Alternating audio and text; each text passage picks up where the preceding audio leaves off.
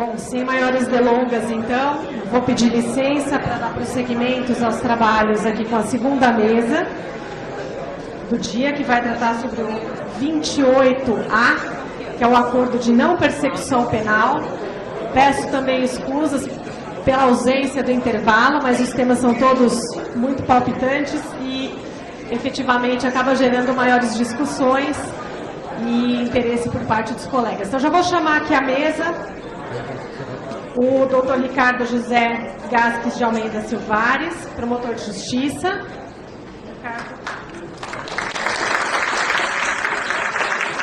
E os debatedores Fernando Célio de Brito Nogueira, também promotor de justiça, e Glauco Mazeto Tavares Moreira, defensor público. Nosso expositor, Ricardo José Gasques de Almeida Silvares, é promotor de justiça, assessor do Centro de Apoio Operacional das Promotorias de Justiça Criminais do Ministério Público de São Paulo, CAU Criminal. Então,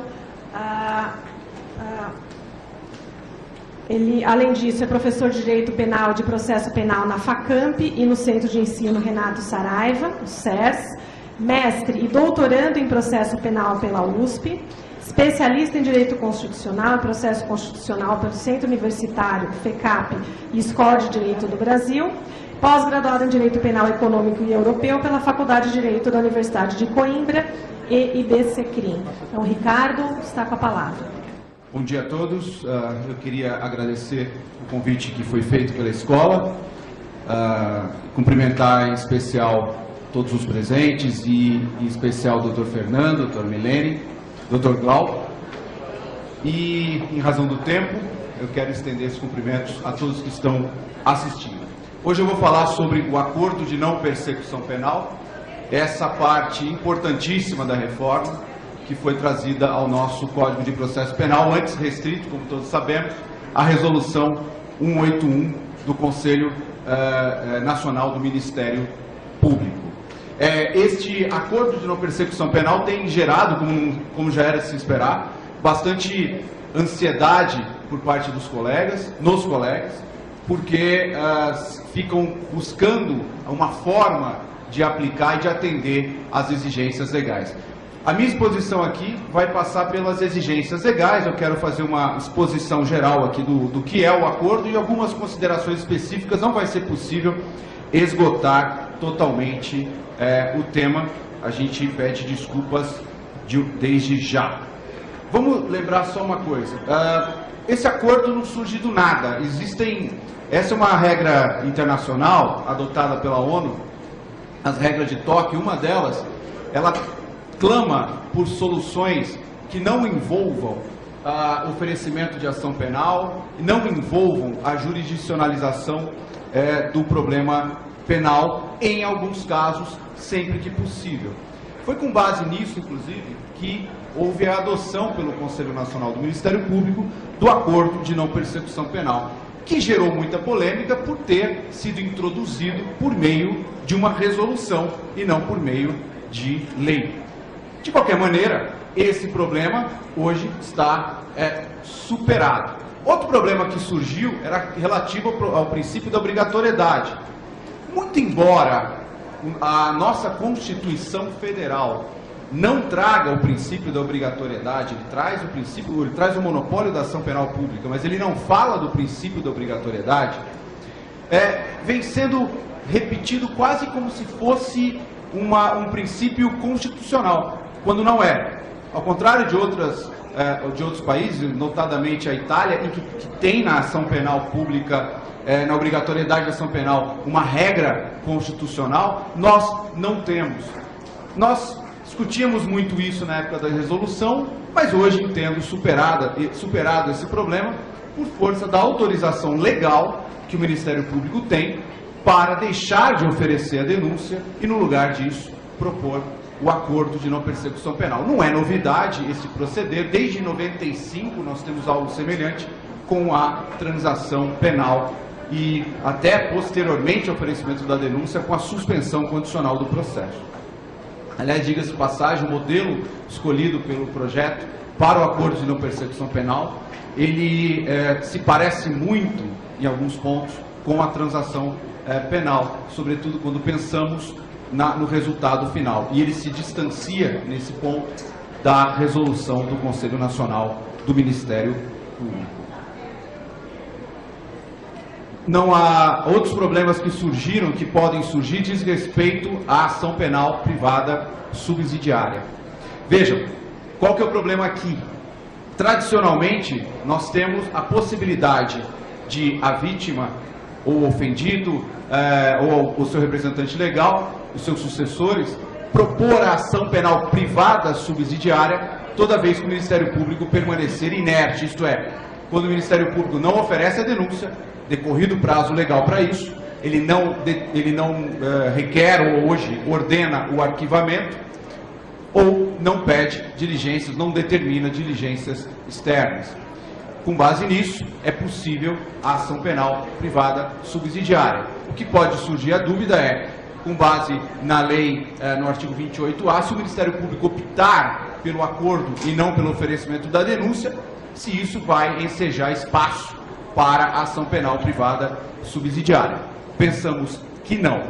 É verdade que o prazo para formalização do acordo pode ultrapassar, e pode ultrapassar em muito, os 15 dias normalmente disponíveis para oferecimento da denúncia em caso de réu solto, de investigado solto. No entanto, o Ministério Público não estará inerte, pelo contrário, ele estará exercendo uma das possibilidades abertas pelo Código de Processo Penal. Então, a doutrina terá que se readequar a essa realidade e, ao lado das hipóteses de arquivamento e diligências, terá que incluir aí o acordo de não persecução penal como uma das formas que retira a inércia da conduta ministerial.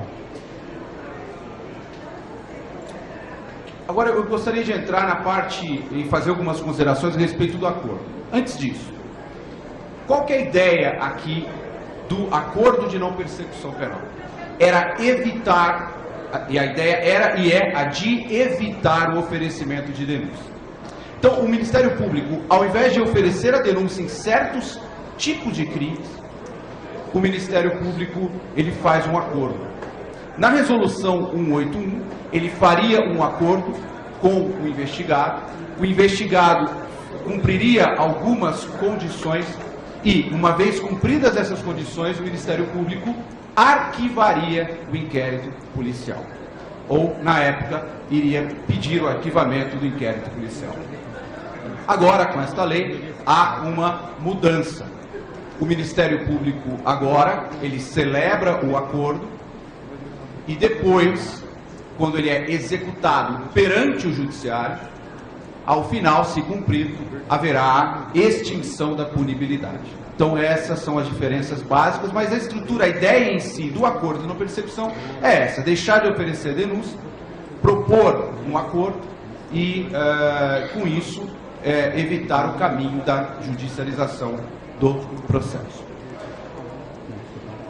Os pressupostos por acordo, não vou discutir um por um, evidentemente, mas o primeiro pressuposto é a existência de um procedimento investigatório, que pode ser um inquérito policial, ou pode ser um procedimento investigatório criminal do próprio Ministério Público. Nos dois casos, é possível o oferecimento da proposta de acordo.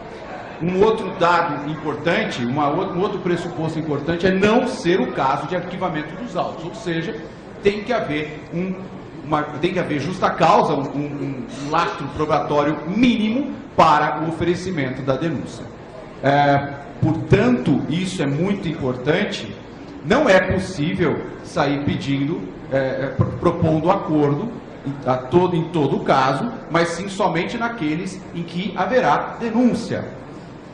Se for um caso de aplicação do princípio da insignificância, por exemplo, o caminho é o arquivamento do caso, e não a proposta de acordo. Se for o caso de falta de justa causa, não há indícios suficientes de autoria, por exemplo, é arquivamento, e não a celebração do acordo. Então isso tem que ficar bem presente. Já é assim na Lei 9.099 no que tange à transação penal. Portanto, não constitui também aqui qualquer novidade. O que é novidade é esse pressuposto, a escolha do legislador quanto à categoria de crimes. No caso aqui, optou-se por aqueles crimes cuja pena mínima seja inferior a 4 anos e desde que o crime não seja cometido com violência ou grave ameaça. Diga-se de passagem, do projeto Moro, da forma como ele veio originalmente, tinha um outro critério.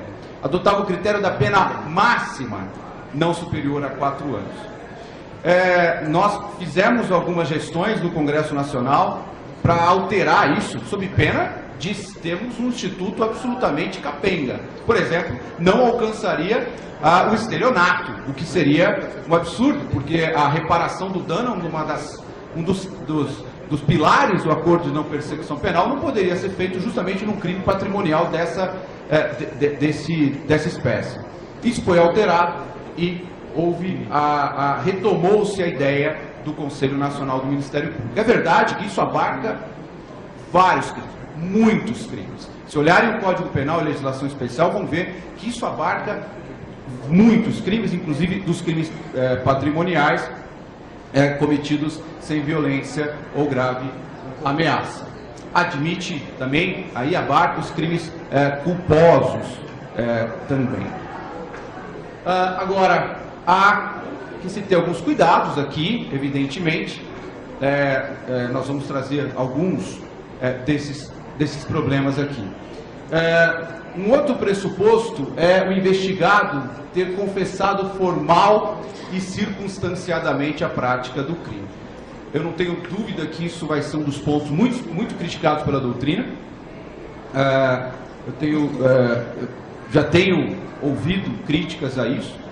Houve até um Ministério Público em que questionou a constitucionalidade disso. Infelizmente, nós precisamos aprender a tirar para frente, não no pé, né? Mas alguns ainda insistem a tirar para baixo. Mas é uma das exigências. E aqui podem gerar alguns problemas. Vamos começar, eu quero trazer alguns problemas baseados nesses pressupostos que eu trouxe. O primeiro deles é o seguinte: oferecida a denúncia, fica vedado o acordo de não persecução penal? Essa é uma pergunta que nós sempre recebemos lá no Centro de Apoio Criminal. Veja, a regra é a vedação, afinal de contas nós temos um acordo de não persecução penal, portanto pressupõe que não seja oferecida a ação penal. No entanto, há algumas exceções que nós vislumbramos. Por exemplo, casos anteriores à Lei 13.964, a data de eficácia dessa lei, casos em andamento, e que se fossem denunciados nesse momento, talvez não fossem denunciados, haveria aplicação do acordo. Entendemos que sim, é possível a retroação da lei nesse ponto, claro, dentro de alguns limites. Eu entendo particularmente que o limite tem que ser a sentença condenatória. Já havendo sentença, acabou a etapa de persecução, portanto, aquela etapa de persecução não há mais como tergiversar em relação à acusação feita. Mas sim, é possível nesse caso, exigida, porém, exigidos os outros pressupostos, dentre eles a confissão. Investigado que não foi localizado pelo Ministério Público para fazer o acordo e depois aparece.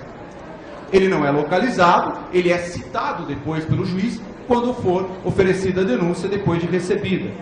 Neste caso, entendemos perfeitamente razoável que seja proposto um acordo para ele, afinal, ele não foi encontrado, talvez por falha do próprio Ministério Público.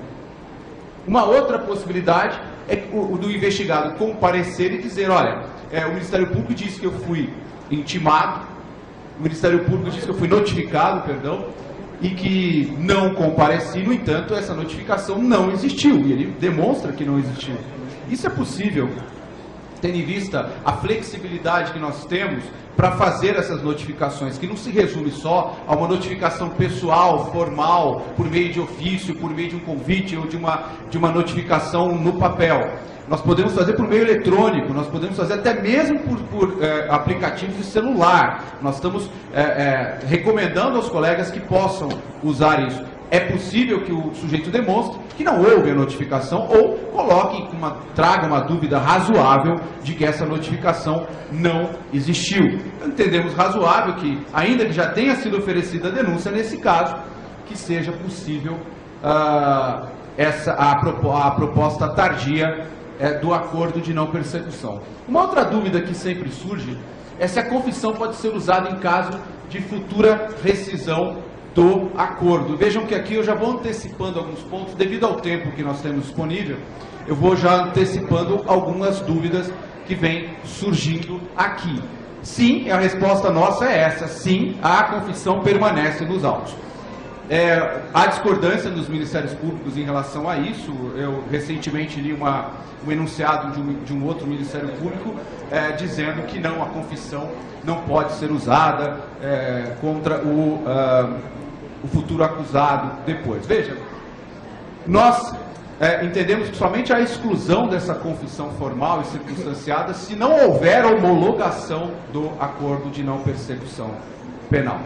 E nós nos baseamos nesse entendimento no seguinte: primeiro argumento, a confissão extrajudicial colhida pela polícia, ela pode ser valorada pelo juiz na sentença, ao contrário do que se acredita, desde que respeitados os limites do artigo 155 caput do Código de Processo Penal. Lembra? Aqui está o texto: o juiz formará sua convicção pela livre...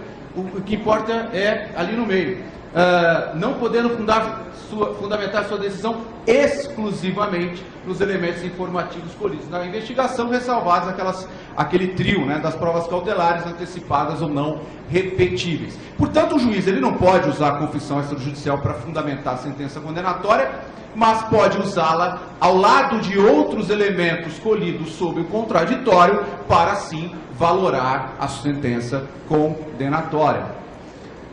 E, portanto, eu pergunto, por que nós poderíamos admitir que a confissão policial seja de alguma forma, ainda que com um peso infinitamente menor, ela possa ser valorada pelo juiz e a confissão colhida por membro do Ministério Público na presença do advogado do sujeito não possa? Eu não consigo entender essa diferença. E o segundo ponto, o segundo argumento, é que o parágrafo 3º do artigo 3º-C, hoje suspenso por liminar do Supremo Tribunal Federal, ele não diz, vou repetir, ele não diz que os autos de investigação ficarão acautelados no cartório. E quando eu afirmo que ele não diz, aqui está o texto para que se comprove isso. Os autos que compõem as matérias de competência do juiz de garantias ficarão acautelados na secretaria desse juízo. Os autos de competência do juiz das garantias são aqueles que se referem ao momento em que o juiz irá proferir decisões a respeito de medidas cautelares, por exemplo, mas não da investigação inteira, até porque haverá investigações que tramitarão entre o Ministério Público e Polícia e o único momento que passará pelo juiz das garantias será ao final. E somente ao final, no momento do recebimento da denúncia. E, portanto, eu não consigo entender como pode ser lido neste artigo. A respeito aos entendimentos em contrário, evidentemente, mas não enxergo nesse artigo como já se está dizendo, como favas contadas. Como favas contadas. E aqui eu quero trazer uma crítica um pouco à doutrina nacional e alguns operadores do direito, no que diz respeito a tentar trazer para o Brasil certas regras que existem em outros países, e esta é uma. A lei poderia ter deixado absolutamente claro: os autos do inquérito policial e de qualquer procedimento investigatório não acompanharão a denúncia e não serão encaminhados ao juiz de instrução e julgamento. Disse isso? Não disse isso. Era proibido ao legislador usar a expressão inquérito policial? Não era proibido, tanto que no capítulo sobre o juiz das garantias, usa várias vezes a expressão inquérito policial. Usou aqui? Não, não usou aqui. Na Itália, não pode o juiz da instrução ter conhecimento daquilo que foi apurado no inquérito. Sim, na Itália. Lá na legislação italiana. A Constituição italiana, no artigo 111, ela fala do contraditório em minúcias e diz: olha, a lei vai regulamentar essa questão, inclusive aqueles casos em que poderá ser usada a prova que foi produzida durante a investigação. Veja, a própria Constituição italiana diz: olha, não vai poder, Mas a lei vai poder admitir algumas exceções. E lá, as exceções existem. Eu peço a todos, leiam o que diz o Código de Processo Penal italiano a respeito e verão as inúmeras regras a respeito desse assunto. Há regras aqui sobre isso?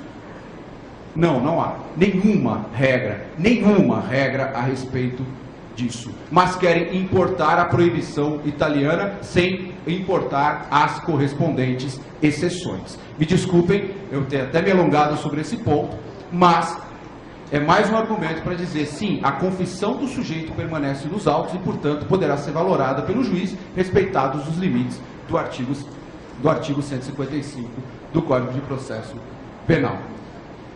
A confissão ela deve ser colhida em interrogatório pelo promotor de justiça, eu chamo de interrogatório, declarações, como quiserem chamar, preferencialmente, sim, a ideia da lei é essa. A ideia da lei é que ele seja chamado, ele seja ouvido, seja proposto o acordo, seja acolhida a confissão formal e circunstanciada dele, para que então seja formalizado o acordo e levado à homologação.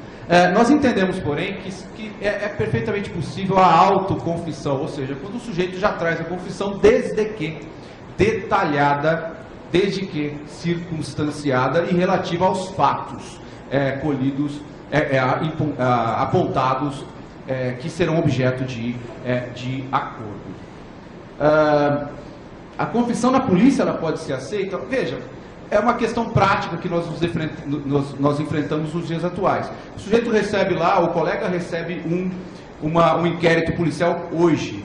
Ele vai propor o acordo ou não? Veja, ele pode olhar o inquérito anterior à confissão na polícia. Não, o sujeito nega peritoriamente a prática do crime. Ele nega a prática do crime, o colega pode simplesmente aí oferecer a denúncia e não propor o acordo. Mas ele pode sim chamar o sujeito, tentar convencê-lo a aceitar o acordo e a confessar a prática do delito, evidentemente, desde que ele perceba que o sujeito não está confessando apenas para fazer o acordo, enfim, que esse é um dos problemas, dos dilemas da justiça negociada. Posterior, a confissão policial posterior pode ser levada em consideração? Sim, pode, como pressuposto para o acordo, sim, desde que essa confissão seja circunstanciada e desde que essa confissão tenha sido acompanhada de advogado, e a razão é simples: não se faz acordo de não persecução sem que o sujeito esteja acompanhado, tenha a orientação devida de um defensor público ou de um advogado. E por isso, isso inclui também o ato da confissão. Para os casos anteriores ou posteriores, a ausência de confissão na polícia impede o acordo? Não impede o acordo, porque o promotor pode chamar o sujeito e propor o acordo para deflagrar esse procedimento de justiça negociada e pode muito bem colher a confissão dele. Não é cabível acordo em alguns casos, eu não vou aqui me alongar, o meu tempo está se esgotando, mas alguns casos não podem ser. Eu quero só chamar a atenção aqui para alguns pontos. Não há proibição legal, notem, essas são as vedações legais. Não há vedação legal para crimes hediondos, salvo se forem cometidos com violência ou grave ameaça. Na resolução 81 havia. Aqui no Código de Processo Penal não há. Isso não quer dizer que faremos com crimes hediondos. A meu ver, não deve ser feito. O tratamento constitucional e legal dessa espécie de crimes me parecem absolutamente incompatíveis com o acordo de não persecução penal. Além do que, nós podemos, apesar de não haver vedação, nós podemos alegar, isso está no caput do 28A, insuficiência do acordo para a prevenção e reprovação dos delitos. Aliás, isso pode ser usado para outros crimes também, não só os hediondos. Colegas já usaram, por exemplo, no caso do artigo 241b do Estatuto da Criança e do Adolescente. Condições para o acordo, elas são cumulativas ou alternativas, não é? Eu acho que houve um erro ali de revisão ali na hora da lei, cumulativas e alternativas. Eles devem estar aplicando um direito quântico, que pode ser duas coisas ao mesmo tempo, ocupar o mesmo espaço. Mas aqui, no nosso mundo real, é cumulativa ou alternativo. O que nós estamos recomendando aqui sobre esse ponto é o seguinte: em caso de proposta dessas condições, enfim, e houver recusa do investigado, o acordo não é celebrado e não poderá ser celebrado posteriormente. Houve recusa, ponto, não tem acordo nem depois. Não adianta se arrepender posteriormente. E deve ser lavrado um termo específico, um termo de recusa para documentar esse ato. Recusa do MP. No caso de recusa do Ministério Público em propor o acordo, isso deve ser fundamentado, caso haja uma provocação, de qualquer maneira, sempre que houver os crimes-alvo, né, do acordo da persecução, o Ministério Público deixar de propor e oferecer denúncia, ele tem que fundamentar por que está deixando de propor, o acordo. E aí, o investigado, ele pode, veja, o parágrafo 14 do artigo 28A permite que ele requeira a remessa dos autos ao órgão superior na forma do artigo 28 do Código de Processo Penal. E aqui é um problema. No grupo de trabalho que foi criado para analisar e que esse grupo de trabalho gerou os enunciados, nós chegamos à seguinte conclusão: o pedido de revisão ele não vai ser encaminhado ao Procurador-Geral de Justiça se a pena mínima for igual ou superior a 4 anos, porque não tem que o Procurador-Geral rever, e se houver incidência das vedações dos incisos 1 a 4 do parágrafo 2º do 28A. Isso é uma forma de racionalizar isso, porque senão vira chicana. Eu ofereço uma denúncia, eu nego a propositura, eu nego o oferecimento da proposta, o sujeito pede a remessa para o artigo 14, vai atrasar a tramitação, eu deixo de oferecer a denúncia, enfim, vira chicana. Então, nós estamos tentando racionalizar esse entendimento. As formalidades procedimentais, eu não tenho tempo para explicá-las todas, enfim, nós fizemos um roteiro prático para os colegas, está disponível na página do Centro de Apoio Criminal. Algumas cláusulas obrigatórias, entre aspas, né, porque é uma recomendação que nós fazemos, uma sugestão que nós fazemos aos colegas, que é de delimitar os fatos imputados e a capitulação jurídica. Isso tem alguns motivos. Um deles é o de que você vai estar delimitando sobre quem está incidido o acordo. Lembre-se que haverá uma extinção da punibilidade, de qual crime, de qual fato, nós precisamos delimitar isso tem que estar no acordo. E segundo, que isso vai vincular o próprio Ministério Público. Se o sujeito não cumprir, o Ministério Público vai oferecer denúncia. Por qual fato e por qual crime? Pelo que estiver no acordo. O outro colega que for oferecer denúncia não concorda com o acordo e dependência funcional. Não vamos esquecer que há outros dois princípios constitucionais que regem o Ministério Público. Não é só a independência funcional. Existe também o princípio da unidade e da indivisibilidade. É o Ministério Público que está celebrando esse acordo. E, portanto, é o Ministério Público que, em caso de rescisão, irá denunciá-lo pelos termos que geraram o acordo, ou seja, pela acusação contida ali, pelos fatos delimitados no próprio acordo. Um item reiterando a questão da confissão, uma cláusula com as obrigações do imputado e uma cláusula para que ele se comprometa a ele comprovar. Vamos evitar aquela prática que existe e nós não podemos deixar que ela se repita aqui, de um sujeito ser absolutamente responsável na condução, no cumprimento das suas obrigações, como ocorre livramento condicional, suspensão condicional do processo, sursi, e ficamos ali atrás dele. Meu senhor, por favor, justifique. Sua excelência não poderia justificar mais uma vez? Não comprovou, está rescindido o acordo. E cabe a ele comprovar.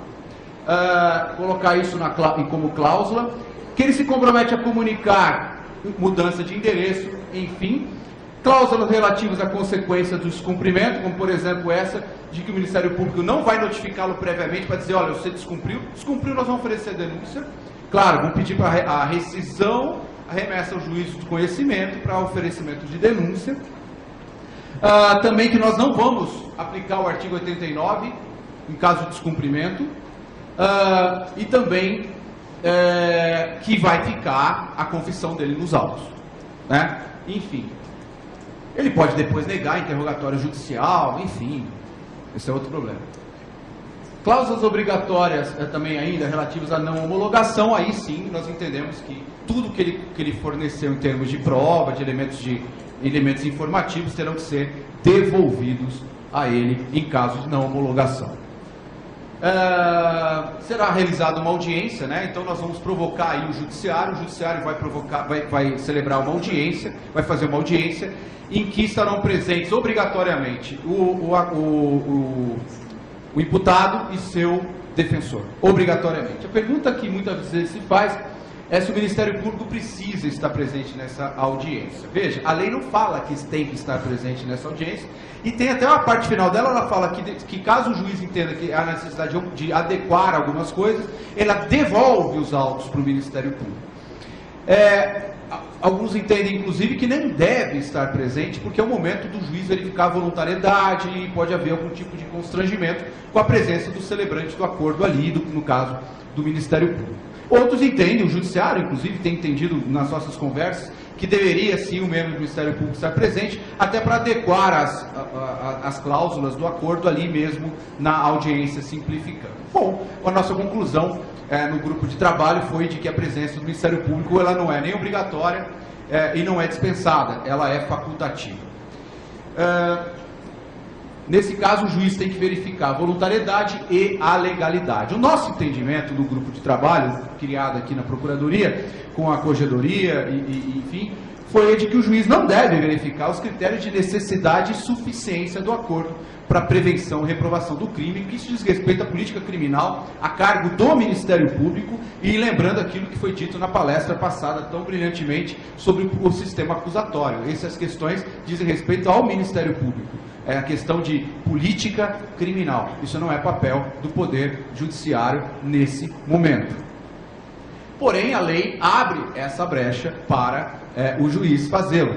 E, de qualquer maneira, o juiz pode pedir, então, que o Ministério Público readeque essas cláusulas. Nesses casos, lembre-se que a parte final do parágrafo 5º do artigo 28A fala com a concordância do investigado, seu defensor, que para nós implica uma retratação deles daquele acordo que ele havia celebrado com o Ministério Público. Então, para nós só resta duas coisas, ou oferecer a denúncia ou reabrir as negociações. De qualquer maneira, nós vamos levar novamente o acordo, se nós reabrirmos a investigação, nós vamos levar o acordo ao juiz novamente.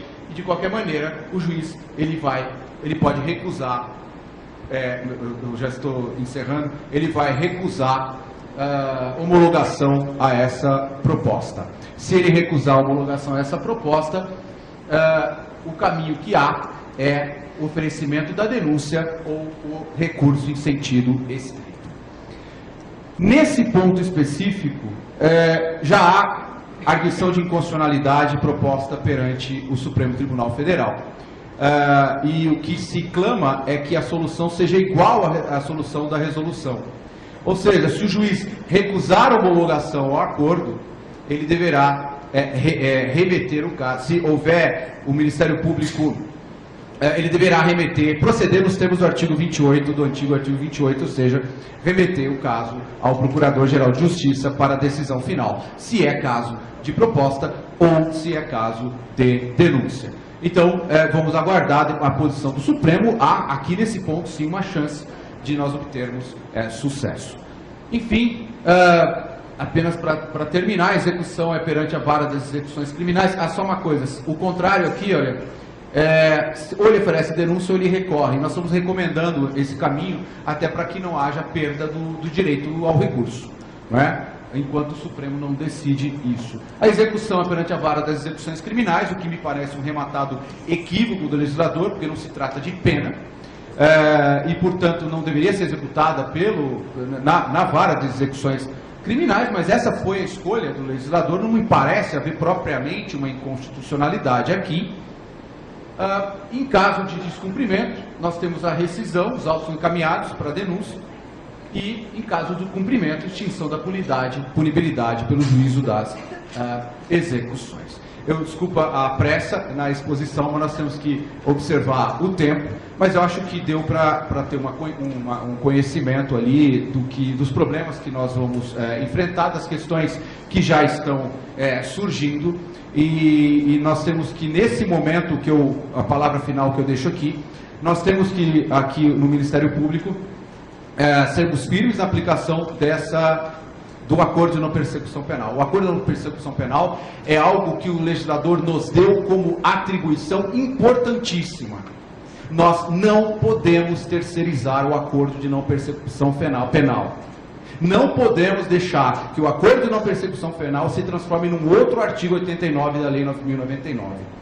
Seria uma oportunidade de ouro que nós jogamos fora, porque aqui pode ser a porta de entrada para que no futuro nós tenhamos outros modelos de justiça negocial introduzidos no Brasil. Portanto, nós precisamos mostrar a nossa capacidade de exercer essa função e a nossa responsabilidade no exercício dessa função. Fala-se muito na perda de protagonismo do Ministério Público. Não obstante tudo que o Ministério Público faz, tanto o federal como o nosso, no campo criminal. Basta ver o trabalho dos GAECos, o trabalho dos promotores criminais. Mas fala-se nisso, na perda de protagonismo do Ministério Público.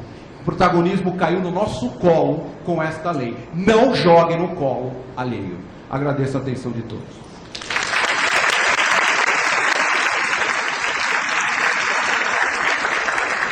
Ricardo, muito obrigada pela sua exposição. Desculpe o controle do tempo. Eu passo a palavra desde logo, então, ao nosso debatedor Fernando Célio de Brito Nogueira, promotor de justiça, assessor na Subprocuradoria de Políticas Criminais e Institucionais do Ministério Público de São Paulo, é professor da Escola Superior do Ministério Público e autor de artigos. Por favor, está com a palavra. Muito obrigado, um bom dia a todos.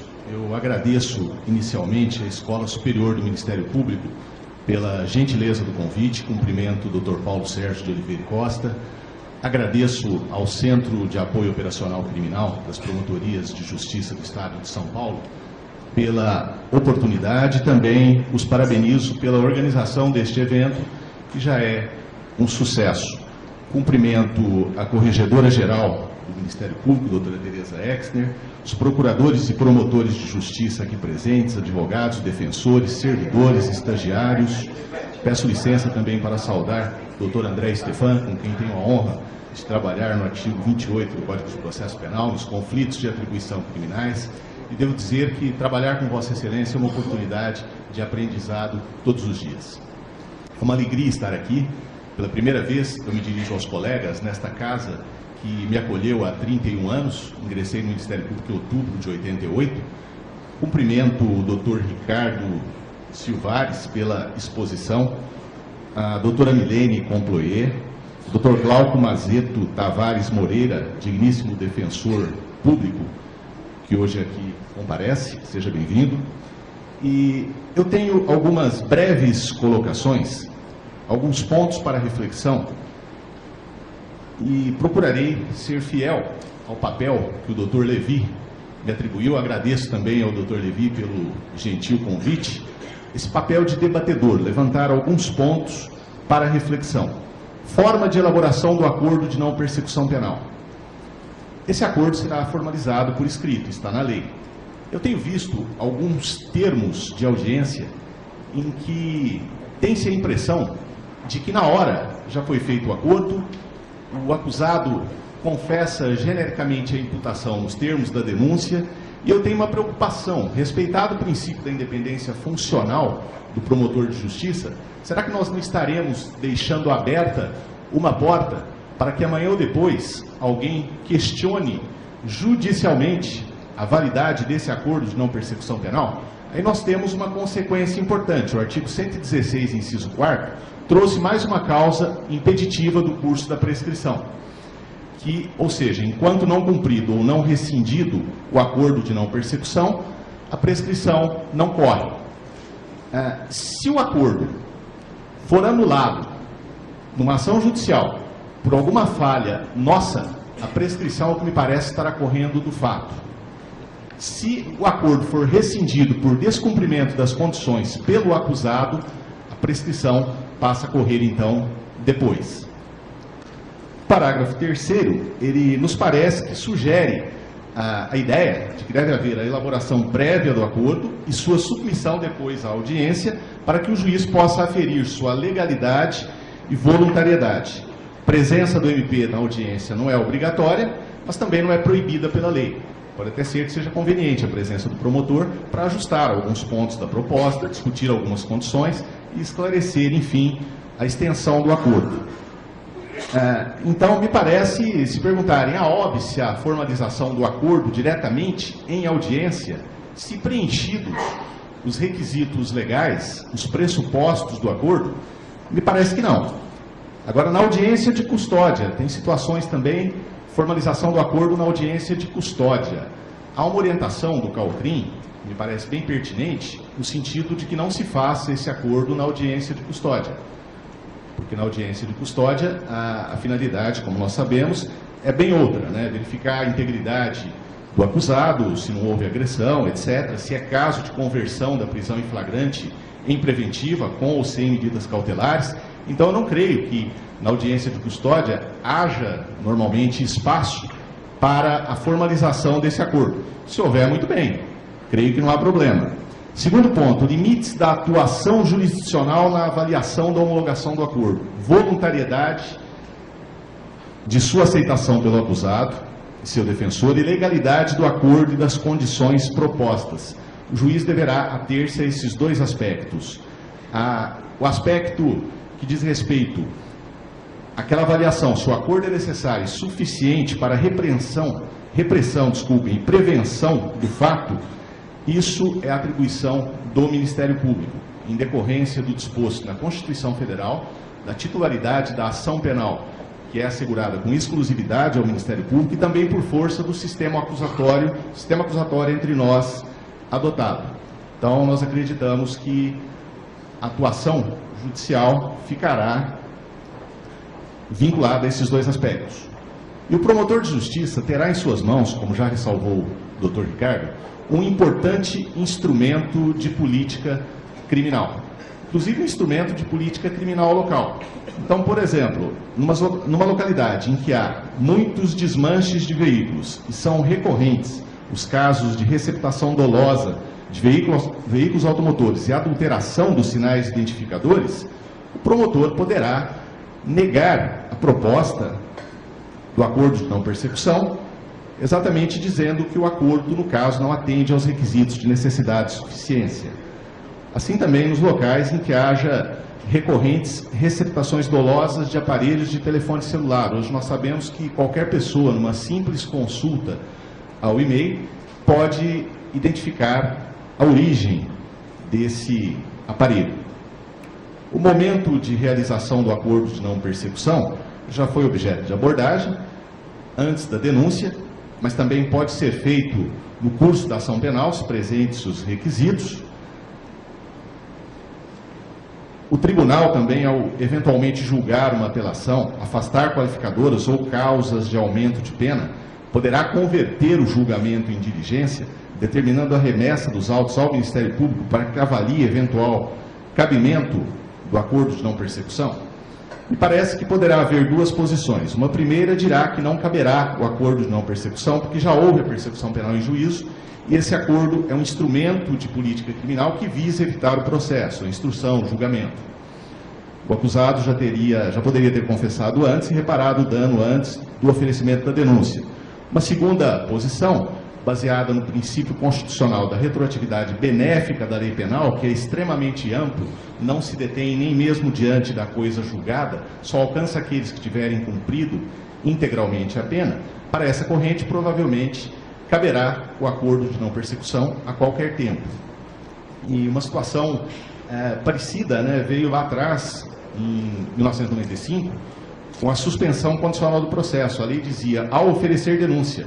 E, no entanto, nós verificamos que hoje temos até súmula 337 do STJ, dizendo que em caso de desclassificação do delito se torna cabível a suspensão condicional. Quem é autorizado por lei a propor o acordo de não persecução penal? De acordo com o artigo 28A, caput, e com o parágrafo 14, trata-se de prerrogativa exclusiva do Ministério Público. Cremos, com o devido respeito a quem pense de forma contrária, que não há espaço para que outro agente proponha esse acordo. Quais são os princípios aplicáveis ao acordo de não persecução penal? Princípio da legalidade, princípio da autonomia da vontade é de grande importância, porque o acusado somente aceitará o acordo de não persecução penal se for de sua livre e consciente vontade, devidamente assistido de advogado. O princípio da boa-fé também é fundamental, não podemos considerar que alguém aceitará o acordo de não persecução penal deliberadamente disposto a não cumpri-lo. O princípio da eficiência, importantíssimo, o acordo de não persecução poderá permitir uma rápida resposta à vítima, à sociedade, ao acusado, e contribuirá ainda para efetivar a garantia constitucional da razoável duração do processo. O princípio da publicidade, também extremamente importante. A respeito dos óbices ao acordo de não persecução penal, o Dr. Ricardo já fez referência, então, se couber transação, não caberá ao ANPP. Se o investigado for reincidente ou houver elementos probatórios que indiquem conduta criminal habitual, reiterada ou profissional, interessante que o legislador passou a falar agora em conduta criminal profissional, né? E o que é essa conduta criminal profissional? Uma sugestão de resposta seria talvez a conduta de quem vive do crime. Aí alguns questionamentos. E se a reincidência se der por condenação a simples multa ou por crime culposo? O que são essas infrações pretéritas insignificantes? Nos parece que talvez a interpretação mais adequada, sugerida pelo professor André Stefan, é no sentido de que infrações pretéritas insignificantes são aquelas assim reconhecidas em promoções de arquivamento devidamente homologadas, até então pelo Poder Judiciário. Outro óbice, ter sido beneficiado nos 5 anos anteriores ao cometimento da infração, em acordo de não persecução, transação ou suspensão condicional do processo. NUT já diz que a mera transação penal anterior não pode servir de obstáculo ao acordo de não persecução. O último, nos crimes praticados no âmbito de violência doméstica ou familiar ou praticados contra a mulher por razões da condição do sexo feminino. Então nós observamos que não caberá o acordo de não persecução nos crimes cometidos com violência doméstica ou familiar, independentemente do gênero ou sexo da vítima. E nos praticados com violência contra a mulher por razões da condição do sexo feminino, nem no ambiente doméstico ou familiar e nem fora dele caberá o ANPP. Um último ponto, já vou me aproximando aqui da conclusão, a revisão da recusa de proposta do acordo de não persecução penal. A lei não disse expressamente que o juiz encaminhará os autos à instância revisora, ao procurador-geral, caso o Ministério Público se negue. Porém, previu que o investigado poderá requerer a remessa dos autos a órgão superior na forma do artigo 28 deste Código. Logo, se o investigado poderá requerê-lo, é evidente que o juiz também poderá encaminhar a negativa para essa revisão. Limites a esse pedido de revisão, a lei não trouxe. Então fica a impressão de que, em qualquer situação, o acusado poderia provocar a revisão dessa negativa. O que nos parece é que, naqueles casos em que a pena seja igual ou superior a 4 anos, e havendo algum dos óbices há pouco mencionados, a hipótese será de não seguimento do acordo. Eu fiz parte do grupo de trabalho que elaborou os enunciados com a douta Corregedoria Geral, e um desses enunciados é nesse sentido, negar seguimento ao pedido de revisão nessas hipóteses. Agradeço a todos pela atenção, pela oportunidade. Muito obrigado.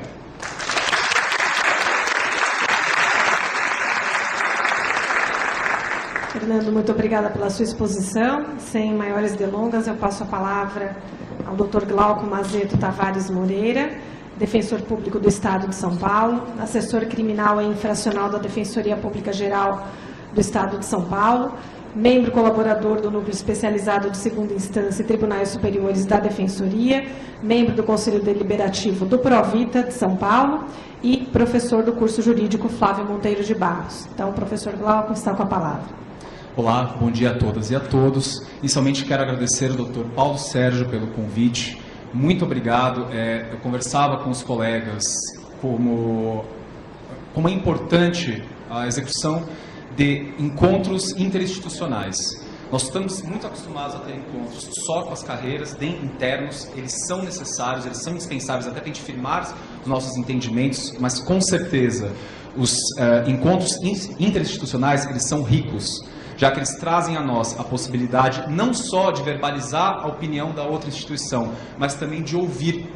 E com isso, a gente pode fazer sessões mútuas. Então, entendo que é quase simbólico isso ocorrer no dia hoje, no dia de a gente falar do acordo de não persecução. Aproveito para cumprimentar os membros da mesa, a doutora Milene, doutor Ricardo, doutor Fernando. Partindo para as breves considerações que eu gostaria de passar aqui.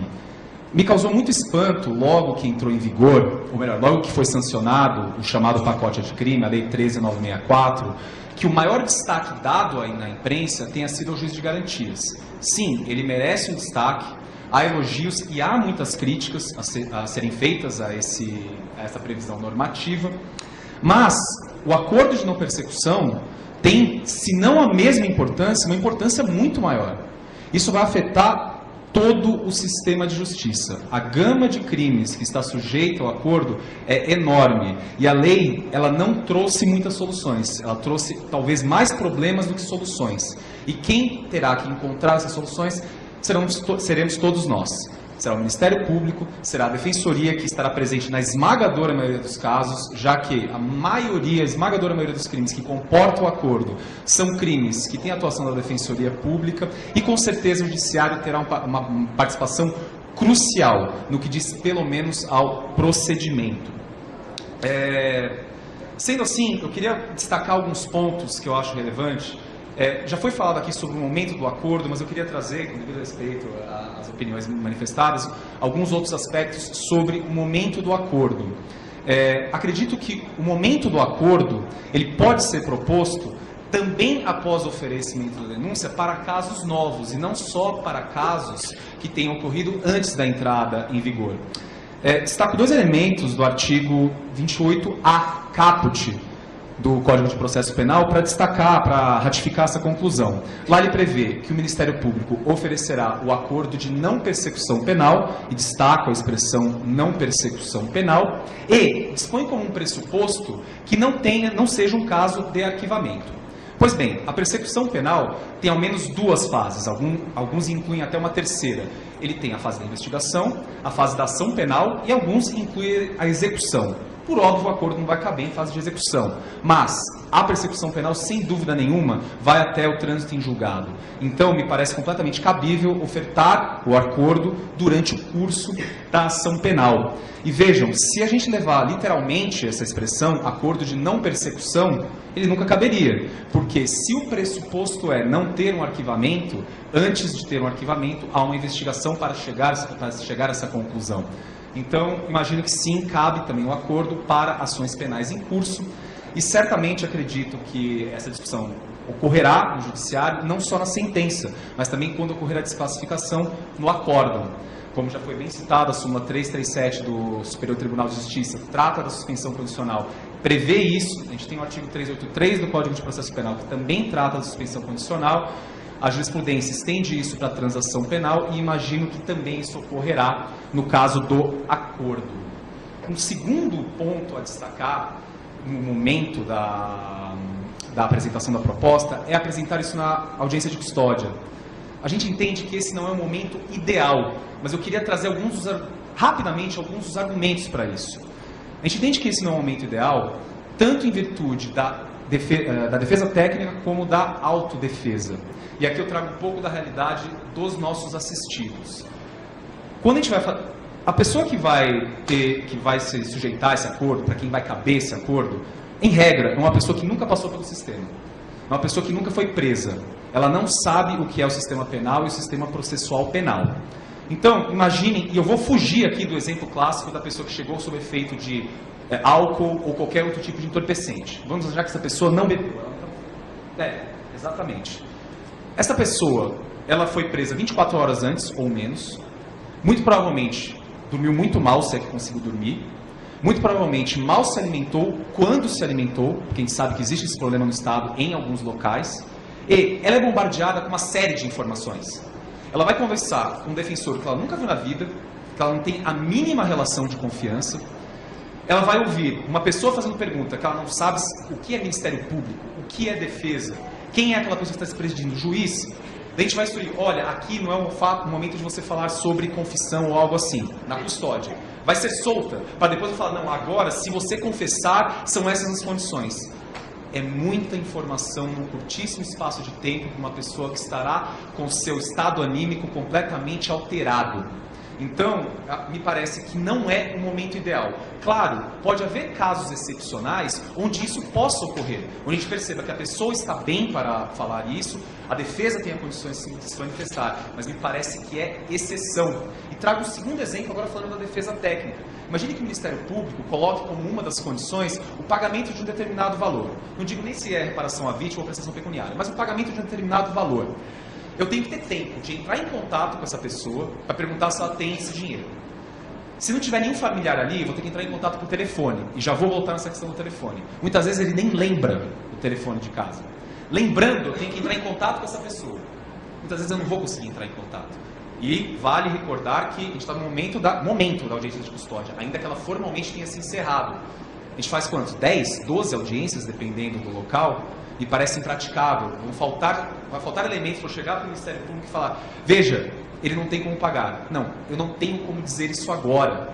Então, por isso que a gente entende que é excepcional, não é o momento adequado para a realização desse acordo e formalização da proposta. Um outro ponto que eu gostaria de destacar rapidamente é o procedimento. Eu acho que a lei andou mal em diversos pontos. O primeiro ponto que o doutor Ricardo já colocou aqui, é um paradoxo ter condições alternativas e cumulativamente impostas. Claramente foi um erro, o E ali, deve ser entendido como ou. Um outro, me parece que foi um erro legislativo, quando o legislador fala da confissão. Se vocês lerem o artigo, não está que ele deve confessar circunstanciadamente, mas sim circunstancialmente. São coisas completamente diversas. Acredito, claro, que a intenção do legislador é que fosse circunstanciadamente, mas não é o que está escrito. E nós temos o princípio da reserva legal. Circunstancialmente é outra coisa, é relativo a algo de segundo escalão. Andou mal o legislador, mas infelizmente o princípio da reserva legal impede quem supra esse erro, pelo menos assim que entende. Talvez um caminho, só fazendo um comentário acidental, para entender o que é o conteúdo dessa confissão, seria fazer uma analogia com o artigo 307 do CPPM, que ele diz o que é confissão, para os fins lá do CPPM, e coloca que aquela pessoa ela deve confessar o fato principal. Mas essa é outra discussão que eu não quero me alongar, só quero pontuar. A lei tem imprecisões, e acho que ela andou muito mal a não estabelecer o procedimento. Quando a gente vê a transação penal, há um procedimento previsto. Quando a gente vê a suspensão condicional do processo, há um procedimento. Aqui não há. A impressão que dá é que o legislador pensou: não, todos teriam condições de se encontrar antes, em qualquer momento, para debater esse acordo e depois a gente formaliza. Em regra, isso será muito difícil. E aqui eu trago um pouco da realidade dos assistidos da Defensoria Pública, que acredito que será a maioria dos casos que vocês irão encontrar. São pessoas que, como eu já disse, normalmente têm dificuldade para lembrar o telefone do nosso contato. Então, é difícil muitas vezes que esse telefone esteja no inquérito. Quando tem, eles trocam de telefone inúmeras vezes. O endereço dado no inquérito também é um endereço volúvel. Eles trocam de endereço muito, seja por sua condição financeira, seja porque eles têm várias relações familiares. Então a pessoa, uma hora está morando com o tio, outra hora está morando com a mãe, outra hora está morando com a avó. Isso porque eu nem estou falando dos casos de morador de rua, que são muitos casos que a gente vai pegar também, já que o furto está aí nesse bolo. Então, me parece muito difícil encontrar essa pessoa. E quem atua, todos nós atuamos, nós sabemos. É difícil encontrar o réu solto. A citação do réu solto é algo complicado nesse tipo de cenário. E essa dificuldade não foi pensada pelo legislador. Para o Ministério Público encontrar essa pessoa, esse indiciado, para o qual cabe o acordo no entendimento do órgão do Ministério Público, será muito difícil. Não vou nem entrar aqui na questão da intimação pessoal. Entendo que no processo penal a intimação deve ser pessoal, mas essa é uma outra discussão. Vamos admitir, intimação por AR, carta com AR, intimação por e-mail, intimação por telefone, ou WhatsApp, como eu disse para vocês, telefones volúveis quando tem. Endereços mudam muito. Nossos réus são réus desconfiados. Vai chegar uma carta do Ministério Público para ele vai entender que ele está preso às vezes. Há muito desse problema da compreensão da pessoa. E é isso que é uma coisa que a gente gosta muito de falar na Defensoria, na necessidade da orientação. Não basta estar escrito, você precisa explicar e explicar numa linguagem muito acessível. Então, me parece que a comunicação por esses meios vai ser uma comunicação que muitas vezes será frustrada, seja por ele não ser encontrado, vai ser muito difícil encontrá-lo, seja porque vai ser difícil dele compreender aquilo. Então, vislumbro pelo menos 2 meios, 2 procedimentos a serem adotados que talvez supram esses problemas que certamente encontraremos. Um deles seria, por exemplo, atuarmos como se, em forma de plantão. O Ministério Público tenta enviar essa proposta, já envia a proposta por escrito, no endereço que ele tem acesso, marcando um dia específico para essa pessoa comparecer, e aí eu sugiro que seja o fórum, como ser um local neutro, e nesse momento as partes se encontrarão, nesse dia específico, Ministério Público, advogado, se ele estiver contratado, não sendo assim a Defensoria Pública, debate-se o acordo e naquele mesmo momento, mas em uma etapa distinta, é homologado o acordo. Esse é um caminho. Acredito que não vai ser um caminho de muito sucesso, porque dependerá do encontro pelo Ministério Público dessa pessoa. Um segundo caminho, que eu não entendo estar vedado pela lei, acho que inclusive é cabível, já que estamos diante, entendo o Ministério Público, até acredito que a jurisprudência vai caminhar nesse sentido, que a natureza jurídica desse instituto é de um poder-dever, mas independentemente disso, que é assim, já que é assim que o STJ e o STF entendem para a suspensão condicional do processo, mas se trata de uma norma de ordem pública. Se é uma norma de ordem pública, não vejo como o judiciário não vai participar, pelo menos na estrutura. Então, um segundo caminho que entendo viável, e acho que aí sim teríamos uma grande chance de sucesso, seria o Ministério Público formalizar essa proposta, indicar o que ele entende como necessário para a proposta, tendo presentes os requisitos, o que ele quer na proposta, falta a confissão, pede ao judiciário para que notifique ou intime essa pessoa para comparecer ao fórum em uma data específica. Nessa data, haverá 2 momentos. É um momento onde haverá um encontro entre as partes, que negociarão esse acordo, celebrarão esse acordo, se o caso. No segundo momento, o judiciário homologa isso. Entendo que esse segundo modelo é o melhor porque ele atende, primeiro, a economia processual. Segundo, a duração razoável da persecução penal. Isso vai ser muito mais rápido, muito mais efetivo. Princípio da eficiência. Claro que haverá críticas, como, por exemplo, o judiciário vai intimar para algo que não vai ocorrer o acordo. Primeiro que estamos diante de uma norma de ordem pública, de aplicação, então não acredito que esse argumento se sustente, mas ainda que assim não seja, essa intimação pode não ser perdida. Pode haver casos onde o Ministério Público, estando maduro, não sendo o caso de acordo, pode oferecer denúncia naquele ato. E aquela pessoa já pode sair, se o judiciário tiver condições de receber a denúncia naquele ato, aquela pessoa já pode sair citada. Então é um ato que não estaria perdido. Acredito que esse segundo modelo é um modelo que traria muito mais eficácia ao que o legislador deseja, que é que ocorra o acordo para essas condutas que têm uma relevância menor. Justamente isso é o que embasa a existência do acordo e é o que embasou a edição inicialmente da resolução 181. Um outro ponto que eu gostaria de destacar diz respeito às condições, e uma delas, que é a prestação de serviços à comunidade. Me parece que essa condição é uma condição que a gente vai encontrar muitos problemas para a execução do acordo. E quando eu digo muitos problemas, alguns justos e alguns injustos. E volto de novo não só ao perfil do assistido da Defensoria Pública, que vai ser a maioria dos casos, mas também ao sistema burocrático que enfrentamos para a execução dessas medidas. Quem atua em execução talvez tenha uma noção mais clara do que eu vou dizer agora. Quem já fez algum acordo de homologação até agora deve ter visto que pelo menos até semana passada no ESAGE não havia como enviar isso para execução. Eu não tinha como cadastrar isso na execução e ainda não tem. Acabei de saber do Ricardo que não tem. Ok, vamos imaginar que tenha. Esse é um entrave burocrático. Vamos imaginar que isso vai ser solucionado, e vai ser mesmo. Tenho que fazer um parênteses para trazer um exemplo análogo que vai servir ao que eu vou dizer aqui. Outro dia eu peguei um caso de um rapaz que estava preso há mais de 6 meses sem oferecimento da denúncia. Quando houve oferecimento, ao avaliar os autos, estava escrito no ESAGE, vista ao Ministério Público. Mas o que ocorreu? O escrevente não encaminhou para o portal, então não tinha certidão. Por isso que, por óbvio, o Ministério Público não ofereceu a denúncia. Isso já acontece com a Defensoria também, às vezes abrem às vezes a vista para a gente apresentar a resposta à acusação, está lá no sistema que abriu vista, só que não foi para o portal, porque o escrevente deu um comando errado. Com certeza isso vai acontecer na questão da homologação do acordo no envio para execução.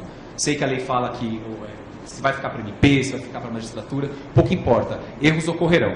Daí eu digo a vocês, enquanto não vai para a execução, eu tenho aquele assistido que é ultra mega diligente e vem toda hora atualizar o endereço. Enquanto não estiver na execução, esse endereço vai ser atualizado no processo de conhecimento. Será que essa atualização vai ser encaminhada para a execução? Será que todos os autos irão? Essa é uma pergunta. Segunda pergunta, se ele não procurar a defensoria e for direto no cartório informar o endereço atualizado, essa informação chegará? Digo tudo isso porque entendo que vocês colocarão como condições, muitos colocarão pelo menos, que ele deve comprovar ter cumprido as condições. Porém, uma intimação vai caber ao judiciário, que é a intimação para que ele comece a cumprir a PSC. Afinal de contas, quem define a PSC é o juiz da execução. Então, essa intimação terá que ocorrer. Haverá erros no encontro dessa pessoa. Além disso, outro problema da PSC que diz respeito aos nossos assistidos. A PSC, para quem atua na execução, lida com isso diariamente, tem um problema das certidões, que muitas vezes os assistidos têm dificuldade de conseguir a certidão da entidade desse cumprimento. Essa certidão muitas vezes se perde e muitas vezes ele tem que readequar o cumprimento da PSC em virtude de ter encontrado um acordo, de ter encontrado emprego, melhor dizendo. Digo isso não para dizer que nunca cabe a PSC, mas me parece que a PSC trará muitos problemas de operacionalização e talvez outros caminhos a gente possa encontrar. Sei que escutou, mas só para encerrar. Inclusive em casos de morador de rua. Nesse caso, me parece que uma das melhores formas de tratar seria no inciso 5, que trata daquela condição aberta, e acredito que isso teria uma maior chance de êxito. Meu tempo já esgotou há muito tempo, ter outras coisas para falar. Por fim, agradeço mais uma vez muito ao convite, muito obrigado a todos, bom dia.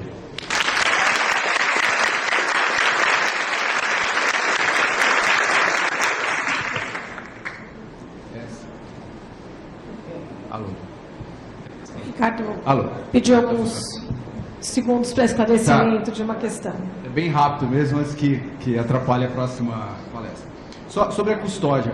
Nós não fechamos a porta para a realização na custódia, né? Nós estamos conversando, inclusive, sobre isso. Nós entendemos que o acordo não foi feito para a custódia, mas ele pode ser feito na custódia. Ele pode ser feito se tiver tudo certo, se todos concordarem. Aí pode ser feito. O que a nossa preocupação e nós estamos orientando os colegas nesse sentido, se a defensoria ou o acusado chegar na hora e disser, olha, eu não tenho condições de dizer sim nem não ao acordo, isso não é uma recusa ao acordo, porque uma recusa tem uma consequência. Então, simplesmente, se não tem condições de dizer sim, não tem condições de dizer não, a bola passa para o promotor natural, que vai oferecer o acordo posteriormente e tal. E estamos estudando também como estruturar essa questão dos núcleos, de criar um núcleo ou não. A Barra Funda vai ter papel aí, os colegas, decisivo nos próximos dias sobre esse assunto. Era isso que eu queria esclarecer. Obrigada.